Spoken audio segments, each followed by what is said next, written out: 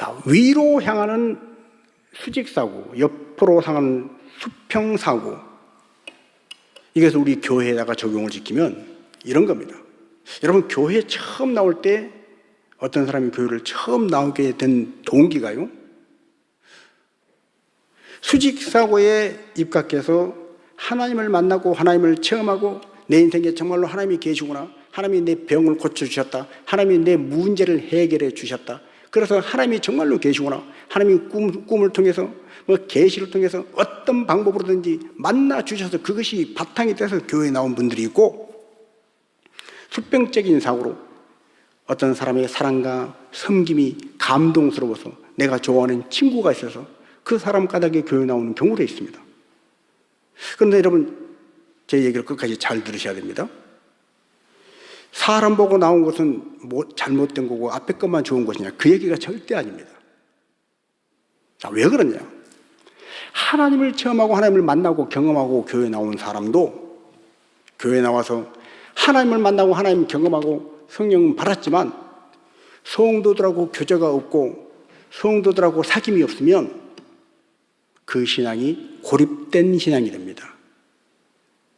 성도들과 교제하는 신앙, 수평적인 교제와 만남이 없는 수직적인 것만 강조하는 그 신앙을 악한 영은 그 틈을 비집고 들어서 때로는 신비주의에 빠지게 하고요, 때로는 이단에 빠지게 합니다.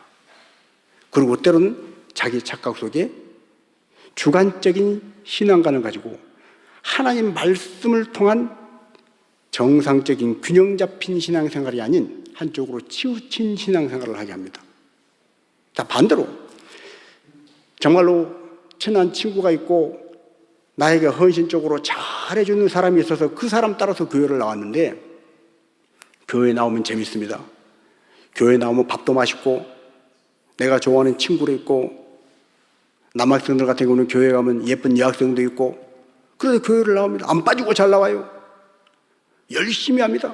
그런데 사람이 좋아서 나오는 거기에서 더 나가지 못하고 사람만 좋은 단계에 머물러 있으면 그는 언젠가 사람으로 인하여 실망을 하면 교회를 금방 떠나고 맙니다. 그래서 사람이 좋아서 교회를 나왔다 하더라도 그 사람은 반드시 하나님을 만나야 한다는 거예요. 성령을 체험해야 한다는 거예요. 십자가를 경험해야 한다는 거예요. 그래서 하나님 사랑과 이웃 사랑, 이것이 바로 십자가의 교훈입니다. 위로는 하나님과의 사랑, 하나님과의 사귐, 옆으로는 믿음의 형제들과의 사랑, 교제가 있어야 이것이 십자가의 완성이라는 것입니다. 자, 우리 요한일서 1장 3절을 한번 읽어보십니다. 우리가 보고 들은 바를 너희에게도 전함은 너희로 우리와 사귐이 있게 하려 함이니 우리의 사귐은 아버지와 그의 아들 예수 그리스도와 더불어 누림이라. 아멘. 사귐, 우리의 사귐. 우리의 사귐은 뭔가? 먼저 보고 들은 복음을 알고 있는, 구원의 도리를 알고 있는 사람들이 예수 믿어야 천국 가요, 하나님이 살아계셔요, 예수님은 하나님의 아들이세요, 다른 길이 없어요, 예수님을 믿어야 돼요, 이렇게 전해서 사귐이 있고자 함이라. 그 사귐은 뭐냐? 먼저는 하나님과의 사귐이고 두 번째는 형제와의 사귐인 것입니다. 이것이 돼야 한다는 거예요. 그 속에 하나님 아버지와 그의 아들 예수 그리스도로 더불어 누림을 만끽하는 믿음, 신앙생활을 할 수 있게 되는 것입니다. 여러분, 하나님과 소통해야죠. 하나님의 살아계신 것을 확실히 체험해야죠. 만나야죠. 그리고 하나님 앞에 기도해서 응답 받아야죠. 그러나 못지않게 중요한 것이 형제와의 교제라는 것입니다. 믿음의 형제들과의 사귐, 이 사귐을 통해서 하나님이 믿는 사람들 사이에서의 사귐과 교제를 통해서 주시는 기쁨이 있고, 그 기쁨을 누릴 때 하나님 앞에서의 우리의 신앙이 더 돈독해진다는 거예요. 그래서 요한일서 6장 7절입니다. 만일 우리가 하나님과 사귐이 있다 하고 어둠에 행하면 거짓말을 하고 진리를 행하지 아니함이거니와 그가 빛 가운데 계신 것 같이 우리도 빛 가운데 행하면 우리가 서로 사귐이 있고 그 아들 예수의 피가 우리를 모든 죄에서 깨끗하게 하실 것이요. 아멘. 하나님과 사귐이 있다. 하나님과 사귄다. 하나님과 사귐이 있다 하면서 어둠에 행하면 거짓말하는 것이라는 거예요. 어둠에 행하는 게 뭔가? 빛 가운데 계신 하나님과 사귐이 있다고 하는 사람이 빛이신 하나님과 사귀었으면 당연히 빛 가운데 거해야 할 거 아니겠어요? 하나님이 빛이시면, 하나님과 사귀면 하나님을 닮아서 빛 가운데 거해야 할 거 아니에요. 그런데 빛 가운데 행하지 못하고 어둠에 있으면, 어둠에 행하면 그는 거짓말을 한 자다. 그러면서 이 사귐이 뭐냐? 자, 요한일서 2장 9절 10절입니다. 빛 가운데 있다 하면서 그 형제를 미워하는 자는 지금까지 어둠에 있는 자요, 그의 형제를 사랑하는 자는 빛 가운데 거하여 자기 속에 거리낌이 없으나. 여러분, 하나님을 사랑하고 빛 대신 하나님 앞에 나와서 예배하고 하나님을 경배하고 송축하는 자는, 빛이신 하나님과 교제하고 빛이신 하나님 안에 거하는 자는 형제를 미워해서 안 된다는 거예요. 형제를 미워하는 건 어둠이기 때문에 그렇다는 거예요.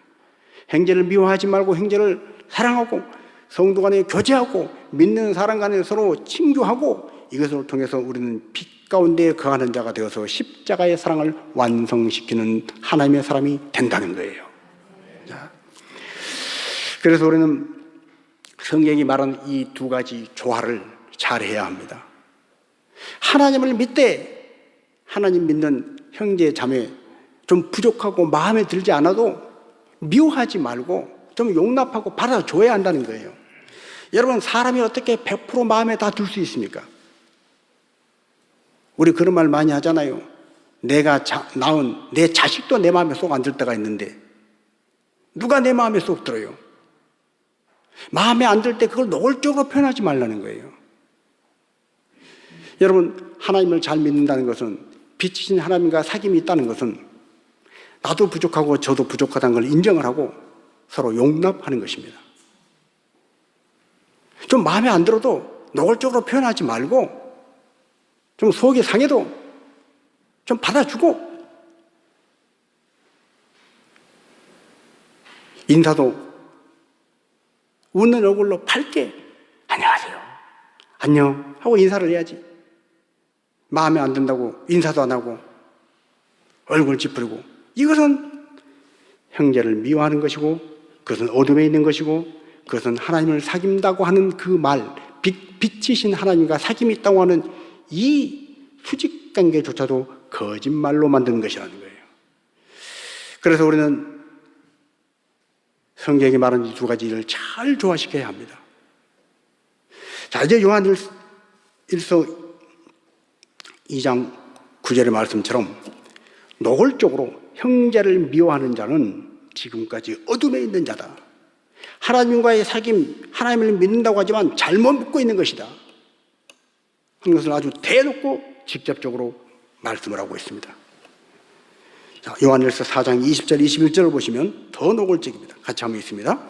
누구든지 하나님을 사랑하노라 하고 그 형제를 미워하면 이는 거짓말하는 자니, 보는 바 형제를 사랑하지 아니하는 자는 보지 못하는 바 하나님을 사랑할 수 없느니라.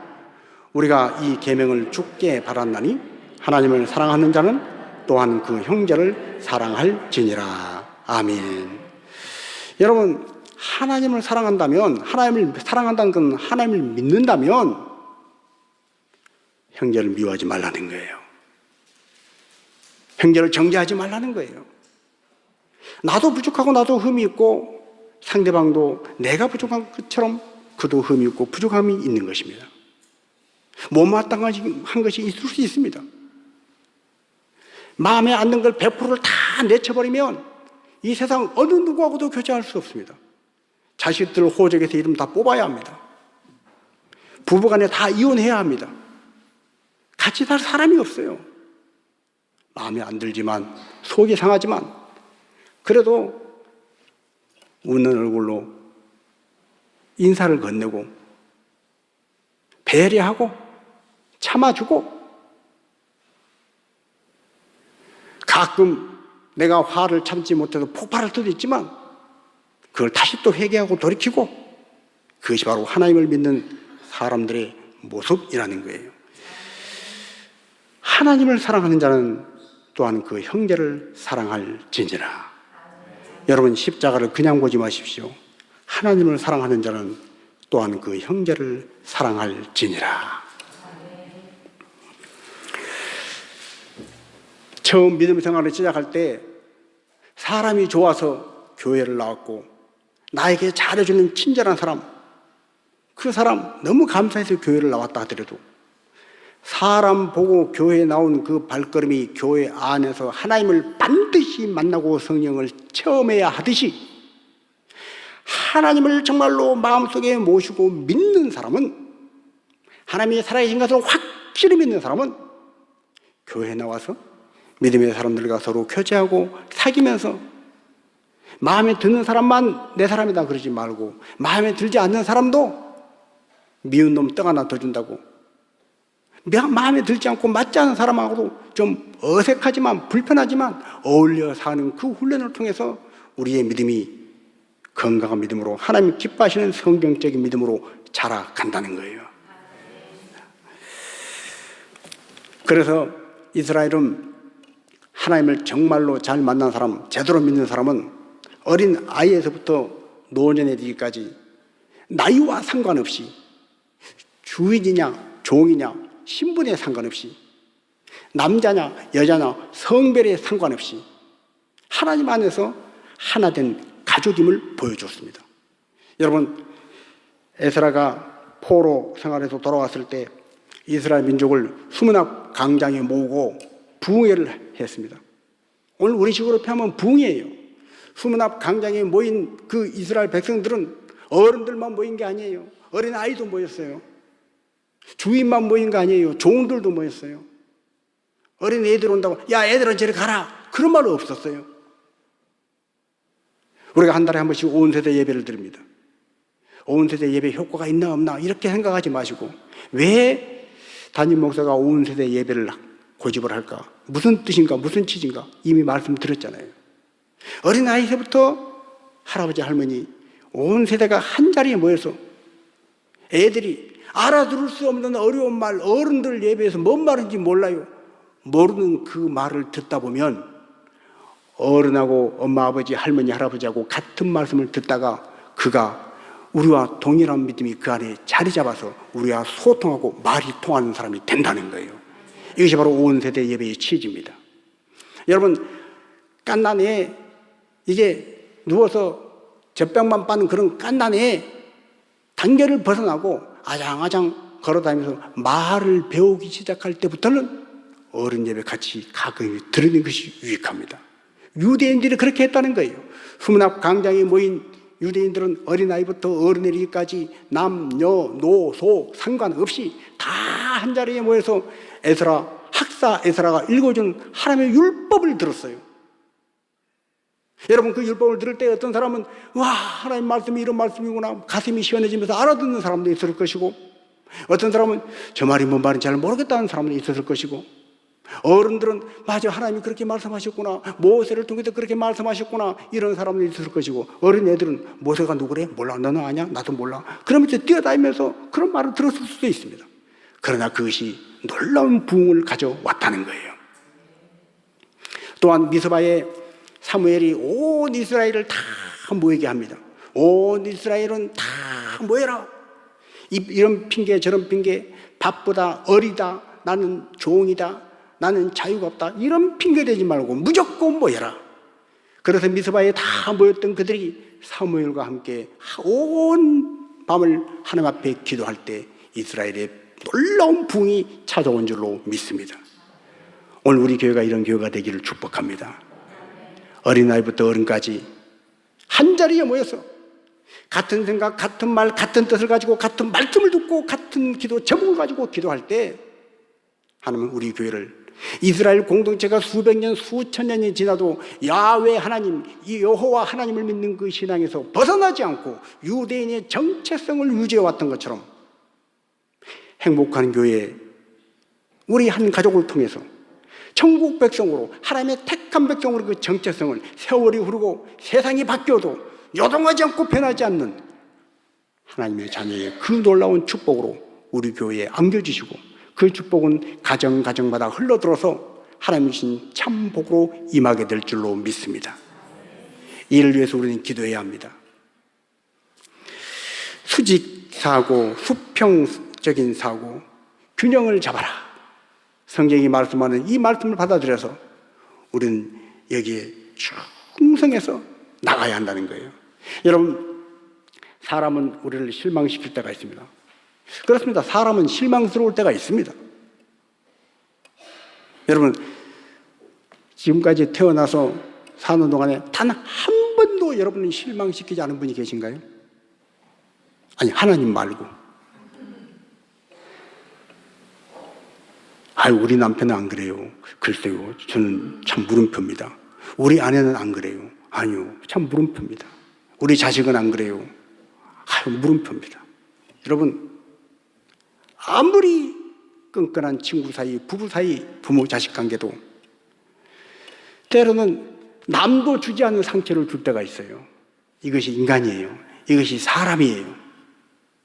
이것을 알고, 이것을 인정하고, 우리는 이 수평관계를 하나님과의 사랑의 관계에 기초해서 이 수평관계를 잘 해나가야 한다는 거예요. 그러려면 비결이 하나 있습니다. 모든 사람이 다 마음에 쏙 들 수가 없잖아요. 그때는 한 사람으로부터 시작하는 것입니다. 한 사람. 이 말이 뭐냐?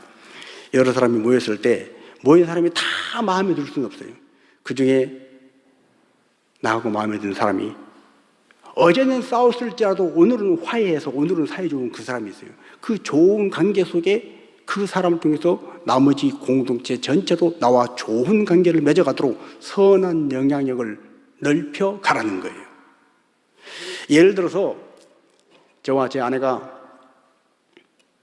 싸웠을까요? 안 싸웠을까요? 너무 세게 또 싸웠다 그러니까 그랬어요. 싸웠습니다. 싸웠는데 싸우다가 다시 화해하고 싸우다가 화해하고 그게 이제 30년 돼 갑니다.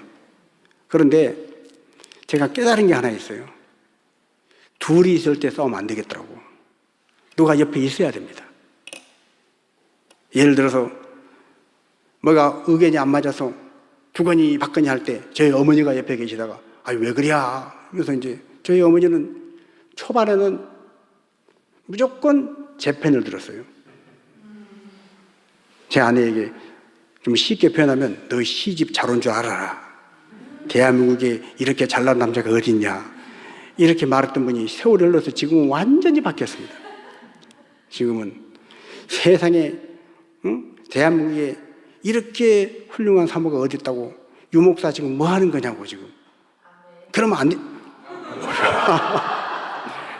그러면 안 된다고.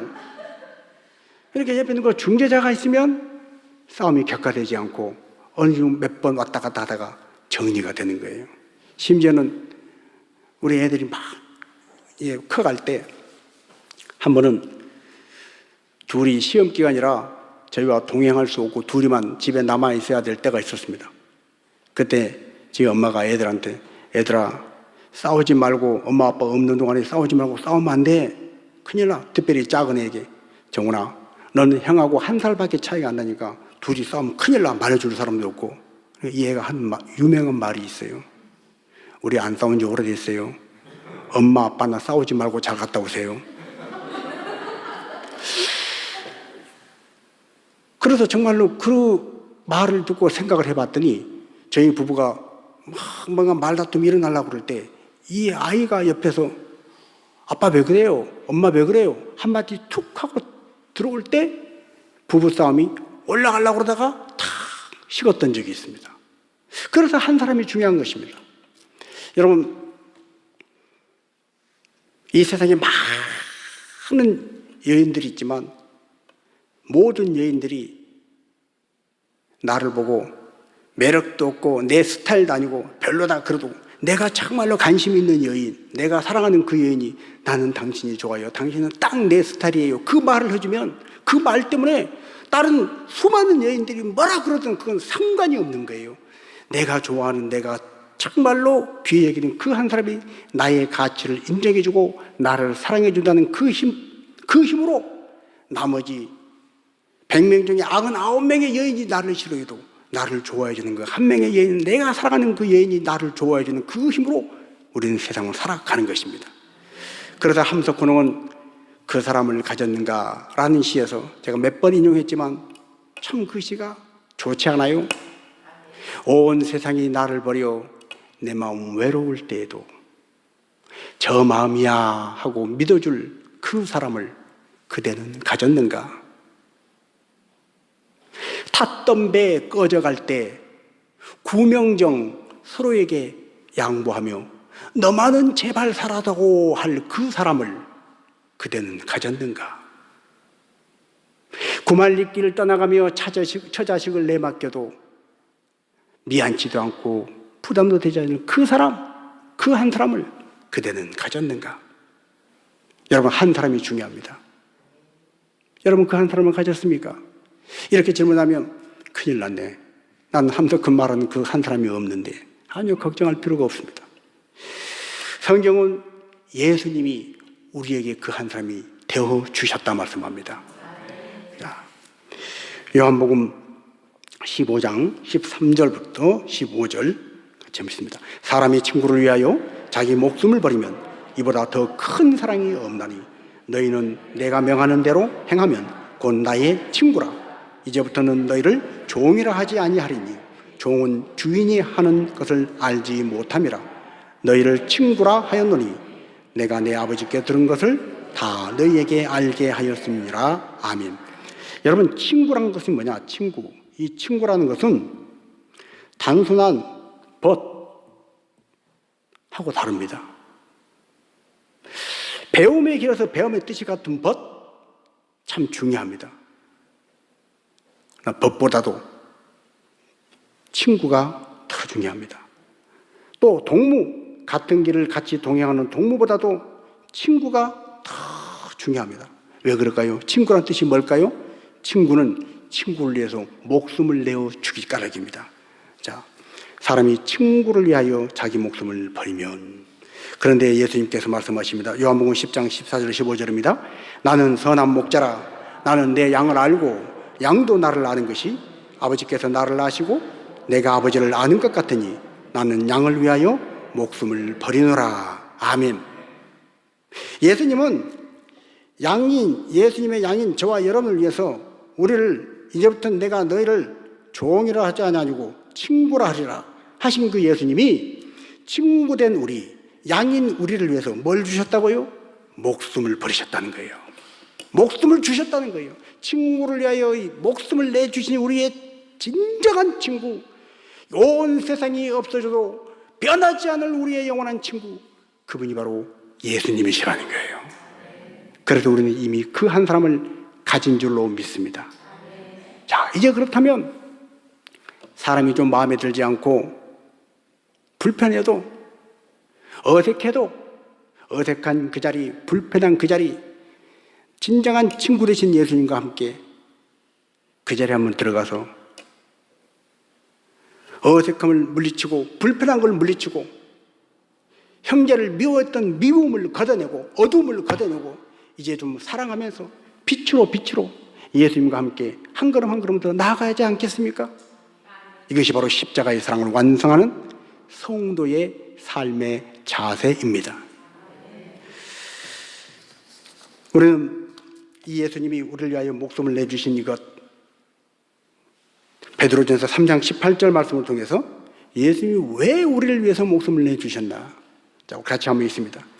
그리스도께서도 단번에 죄를 위하여 죽으사 의인으로서 불의한 자를 대신하셨으니 이는 우리를 하나님 앞으로 인도하려 하심이라. 왜 예수님이 죽으셨나? 그것은 죄 많은 저와 여러분을, 허물 많은 저와 여러분을 거룩하신 하나님, 생명의 하나님, 그 하나님 앞으로 우리를 인도하려 하심이라. 죄로 인하여 죽을 수밖에 없는 저와 여러분을 예수님은 대신하여 우리를 위하여 죽으심으로 우리를 구원해 주셔서 하나님께로 인도해 주셔서 하나님의 생명, 하나님의 빛, 하나님의 그 거룩한 빛 가운데서 우리가 살아갈 수 있도록 우리를 인도해 주셨다는 거예요. 우리의 허물에도 우리의 수치스러움, 우리의 부끄러움, 우리의 연약함, 심지어 우리의 악함까지도 십자가에서 다 감당하시고 예수님이 죽으신 이유가 바로 이거라는 거예요. 그래서 요한일서 1장 3절 말씀처럼 아버지와 그리스도 예수 안에서 우리가 누림이라, 하나님 아버지와 사귐, 우리의 사귐은 바로 누리는 거라는 거예요. 뭘 누리는 거예요? 생명을 누리고 기쁨을 누리고 감사를 누리고 빛을 누리는 것입니다. 사람을 서로 보면 어둠에 있습니다. 사람을 서로 보면 마음에 들지 않습니다. 사람을 서로 보면 실망할 일만 가득합니다.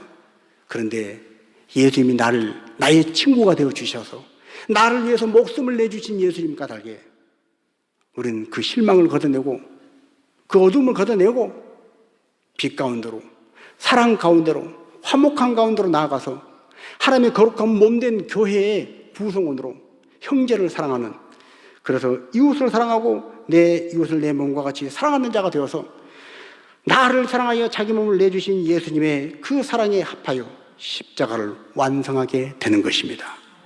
자, 우리는 이 십자가를 바라볼 때마다 두 가지를 생각해야 합니다. 아니, 깨달아야 됩니다. 첫 번째는 내가 얼마나 큰 죄인이었나 하는 것을 깨달아야 합니다. 내가 얼마나 큰 죄인이었나. 이 죄는 하나님의 아들 예수님이 십자가에 나를 대신해서 못 박아 죽지 않았더라면 해결되지 못할 죄입니다. 어떤 보석금을 내고 이 죄를 해결받을 수 있나요? 감옥에 가서 100년을 감옥살을 한다고 이 죄가 없어지나요? 아니면 인도의 그 수행하는 사람들처럼 자기 몸을 때리고 계단을 피를 흘리면서 철철철 긁고 올라가야 그래야 죄가 없어지나요? 안 된다는 거예요. 얼마나 죄가 큰지 이 죄는 해결할 방법이 없습니다.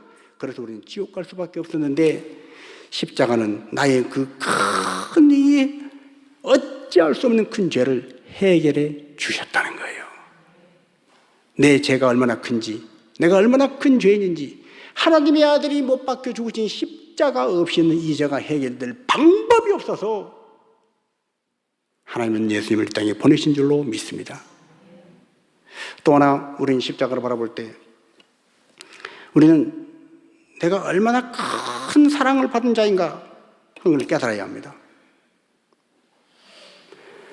죄를 용서받은 정도가 아니라 우리는 감당할 길 없는 엄청난 사랑을 받았습니다.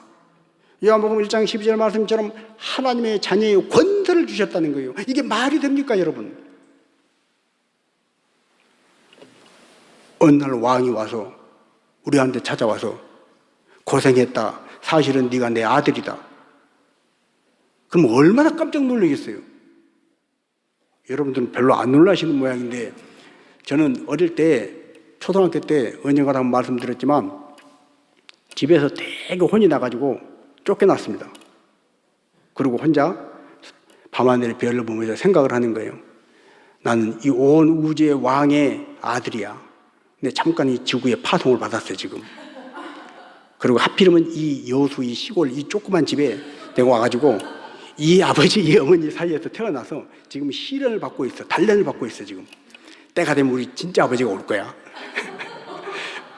아주 말도 안 되는 생각을 하면서 위로를 하고 버텨냈던 적이 있습니다. 그 말도 안 되는 얘기를 누구한테 하겠어요? 아버지, 어머니, 나의 진짜 아버지와 어머니가 아니시죠? 이렇게 얘기하겠어요? 못하는 거예요. 아무에게도 얘기 못했던 그걸 나중에 성경을 읽어보니까 세상에 진짜더라고요. 사실이더라고요. 나는 하나님의 아들이더라고요. 왜 아멘을 안 하십니까? 하나님의 아들, 온 우주 만왕의 왕이신 그 예수님이 나를 위해 죽으신, 예수님을 십자가에 못 박아 내주기까지 나를 사랑하신 하나님의 아들이더라고요. 그렇습니다. 우리는 십자가를 바라볼 때마다 내가 생각한 것보다 나는 더 큰 죄인이라는 사실을 잊지 마십시오. 십자가를 바라볼 때마다 나는 내가 생각한 것보다 더 큰 사랑을 받은 사람이라는 것을 잊지 마십시오. 이 십자가를 바라보고 그런 생각을 할 때야 우리는 사람을 함부로 정죄하지 않습니다. 사람을 끝까지 미워하지 않습니다. 마음에 안 들어도 푸는 거예요. 도저히 마음에 안 들어도 좀 풀고, 나도 부족한데 내가 생각한 것보다 더 많은 사랑을 받은 사람인데, 내가 생각한 것보다 더 큰 죄인인데, 그런 나를 위해서 예수님이 십자가에 죽으셨다. 자, 로마서 14장 15절입니다.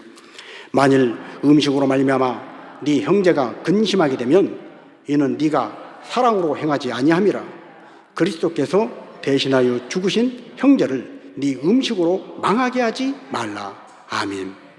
여러분, 이 말은 음식으로 말미암았다는 것은 율법에 이런 음식을 먹어도 된다 안 먹어도 된다 율법에 잣대가지고 너 법 어겼어 이거 하지 말라는 거예요. 나도 살다 보면 법 어길 때 있잖아요.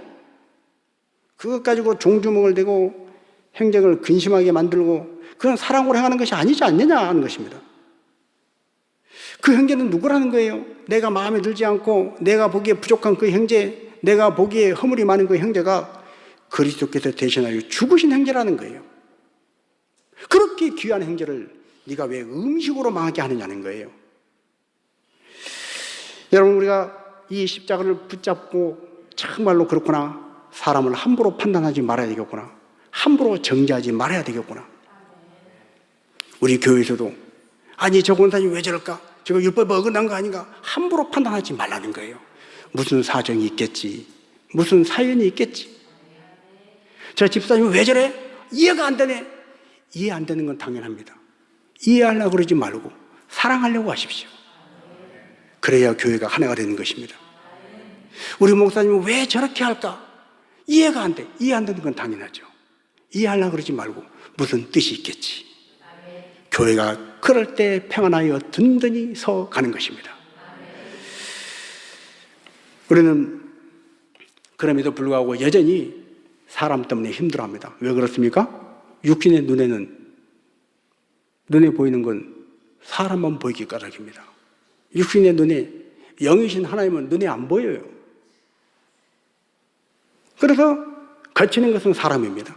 여러분, 교회에 많은 분란이 생기고 어려움이 생긴 것이 하나님께서 실수해서 그렇습니까? 예수님이 실수해서 그렇습니까? 그건 자기 착각이고, 하나님은 신실하신 하나님은 단 한 번도 실수하신 적 없으십니다. 사람이 시험에 들고 상처받고 교회를 떠나고 믿음을 잃어버리고 거의 대개가 사람으로 인한 것입니다. 사람 때문에 상처받고, 사람 때문에 실망하고, 사람 때문에 실족하고, 사람 때문에 교회를 떠나고, 사람 때문에 믿음을 잃어버린다는 거예요. 여러분, 손가락을 들어서 태양을 가리킬 때 사람들은 그 가리키는 태양을 봐야 하는데 태양이 너무 눈부셔서 보지를 못하니 태양을 가리키는 손가락을 봅니다. 그리고 손가락에 손톱이 기네, 짧네, 손이 손가락이 더럽네, 깨끗하네, 손가락이 기네, 짧네, 별 얘기를 다 하는 거예요. 하나님을 바라보고 살아야 하는데, 예수 그리스도의 십자가만 바라보고 살아야 하는데 자꾸 보이는 사람 때문에 시험 들고, 사람 때문에 실망이 되고, 사람 때문에 마음이 무거워지는 거예요. 그래서 우리는 십자가로 붙잡아야 하는 것입니다. 교회도 결국은 뭐가 문제예요? 사람이 문제입니다. 교회는 하나님의 성경이 문제된 적이 없어요. 교회는 그리스도의 십자가가 문제된 적이 없습니다. 교회는 언제나 사람 때문에 문제입니다. 사람 때문에 갈등이 생기고, 사람 때문에 문제가 생기는 것입니다. 이것을 거꾸로 말하면 그래서 사람이 중요한 것입니다. 교회가 교회 되려면 사람이 중요하다는 거예요. 여러분, 교회는 건물입니까? 교회는 사람입니까? 교회는 사람입니다. 건물이 교회가 아니라는 거예요. 행복한 교회, 이 건물이 행복한 교회가 아니라 행복한 교회에 하나님을 믿고 예배하는 저와 여러분, 우리가 행복한 교회라는 것입니다.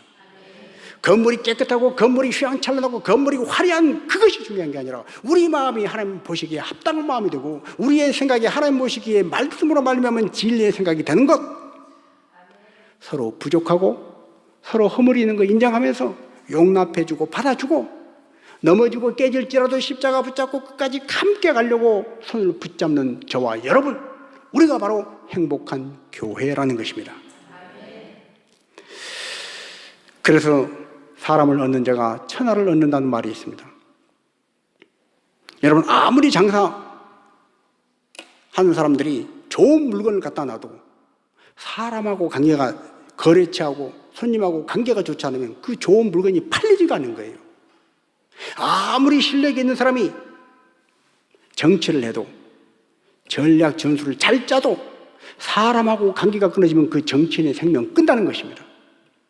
아무리 뛰어난 과학자라 하더라도 사람하고 관계가 잘 돼야 그 뛰어난 지식을 가지고 연구 개발한 것을 프로젝트를 진행을 시키고 그걸 세상에 발표하고 써먹을 수 있는 거예요. 그래서 사람이 중요합니다. 실력보다 능력보다 중요한 건 사람입니다. 교회도 마찬가지입니다.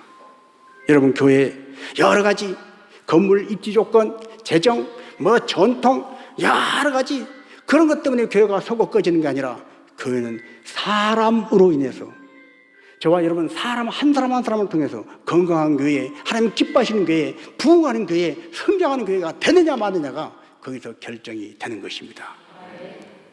그래서 우리는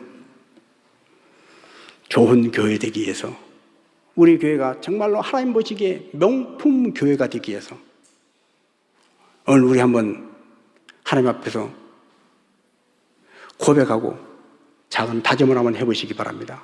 나부터 좋은 사람 돼야 되겠다. 나부터 좋은 성도 돼야 되겠다. 나부터 우리 교회의 명품 교회 되도록 내가 좋은 교인 되어야 되겠다. 그런 고백을 들으시고 하나님의 성령이 역사하실 때 우리 교회는 하나님 기뻐하시는 명품 교회, 가장 기뻐하시는 교회가 될 줄로 믿습니다. 사람이 중요합니다. 사람과의 관계가 중요합니다. 그러나 더 중요한 것은 하나님과의 관계입니다. 자, 잠언 16장 7절 말씀을 읽고 마칩니다. 사람의 행위가 여호와를 기쁘시게 하면 그 사람의 원수라도 그와 더불어 화목하게 하시느니라. 아멘. 여러분, 하나님을 기쁘시게 하면 원수라도, 그 사람의 원수라도 화목하게 된답니다.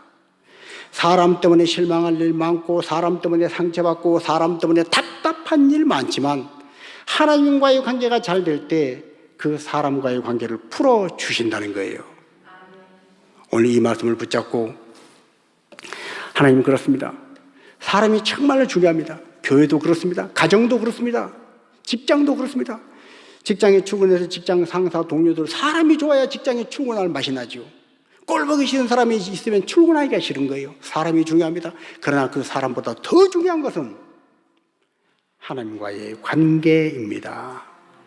내가 하나님 앞에 바로 서는 이 믿음, 하나님과의 관계를 통해서 사람과의 관계를 좋은 관계로 만들어가는 사람이 되게 하여 주옵소서. 창세기의 요셉은 형들에게 팔렸어요. 형들에게 구박을 당했어요. 형들이 그를 죽이려고 그랬어요. 인간관계가 파토가 났어요. 다른 사람도 아니고 한 집에 사는 형들이 어떻게 그럴 수 있냐고요. 시샘하고 시기하고 미워하는 정도가 아니라 자기를 죽이려 했어요. 그러나 요셉이 하나님 앞에서의 하나님과의 관계가 흐트러지지 않을 때 요셉이 뭐라고 얘기합니까? 당신들은 나를 죽이려고 나를 이곳에 팔았고 당신들은 나를 해하려고 했지만 하나님이 오늘과 같이 그 모든 것들을 선으로 바꾸사 이렇게 많은 사람들의 생명을 살리려 하셨습니다. 당신들이 나를 판 것이 아니라 하나님이 뜻이 계셔서 나를 먼저 보냈을 뿐이니 두려워하지 마시오. 걱정하지 마시오. 내가 보복할까 봐서 두려워하지 말고 걱정하지 마시오. 여러분, 요셉의 이 고백이 오늘 십자가로 붙잡고 하나님과의 바른 관계에 하나님을 기쁘시게 함으로 원수까지도 화목하게 된 이 복을 누리는 성도된 저와 여러분의 고백이 되기를 주님의 이름으로 축복합니다.